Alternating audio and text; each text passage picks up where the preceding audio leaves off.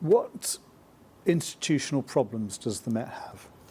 So I think that what we have found right across the Met is institutional and systemic racism, sexism and homophobia. I think the culture of discrimination and prejudice is very clear. It's very evidenced in the report. It's very weighty with the evidence around those three issues in particular, where we have weighed up, are there, not everybody in the Metropolitan Police is racist, definitely not, but do they have racists in their force? Yes, they do. Are there serving police officers and staff that experience, for example, misogyny or race or sexism? Yes, there is. Is there systemic problems? So, for example, if you're black, you're 81% more likely to be in the misconduct system than if you're white. That was so much worse than I thought it was going to be. And then finally, let's again take both women or the black community. The fact that we do such a terrible service to women is in itself, we underprotect women in the community. And for black people, we know that they are underprotected and over-policed. So the use of force, for example, from tasers, batons, handcuffing, you're much more likely to have that done to you if you're a black person than a white person. So we have found that right across the organisation. And again, don't fight it, accept it and change it. What does end-to-end vetting look like? That's what you recommend. End-to-end within their lifetime at the police. How much vetting do people need? So I think that right now, even as we publish this report, there hasn't been a change across the whole of policing that says anybody that's got domestic abuse on their record or anybody that has indecent exposure isn't automatically removed from the ability to be a police officer. So I think you think they should be? Of course they should be, yes. I mean, I think, they police us. If I am assaulted, they have to come and help me. And actually, if they do that in their private life, why on earth would I expect them to then come and deal with me effectively? It's like the standards that we need police officers to hold are above what the rest of us actually have to hold. That's why we give them special powers. What's shocked you? I was shocked by what you were saying about the fridges, for example. Can you talk me through that and any other things that have kind of really jumped out at you?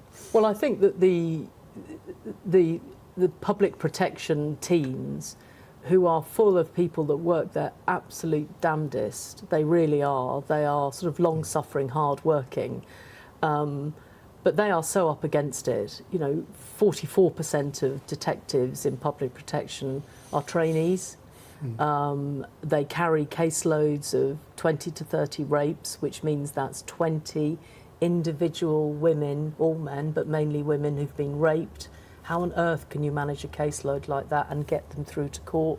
And then I felt it was just so symbolic and so tragic that actually fridges and freezers, every time I was in public protection teams, people go, well, we can't even get decent fridges and freezers. So essentially they carry rape kits and other specimens. The fridges are so dilapidated and so crammed that some of them break down. And when they break down, essentially those specimens are no longer usable, which means that sets back a rape case.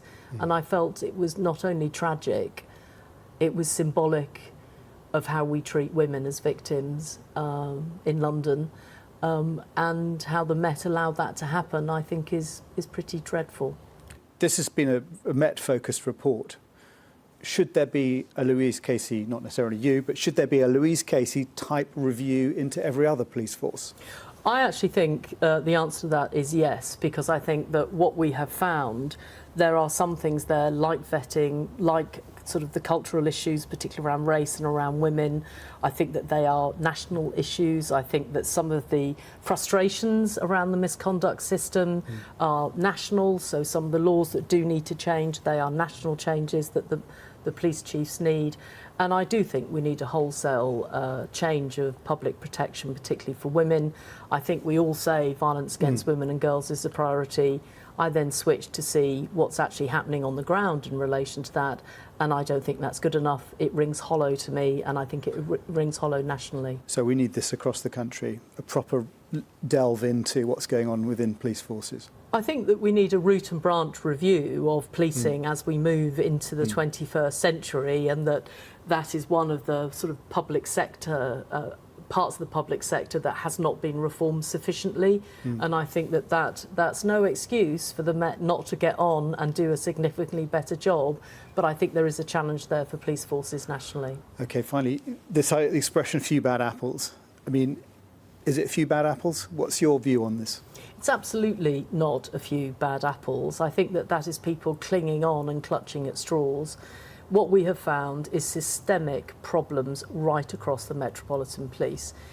81% of you're much more likely to be in the misconduct system if you're black, by the tune of 81%.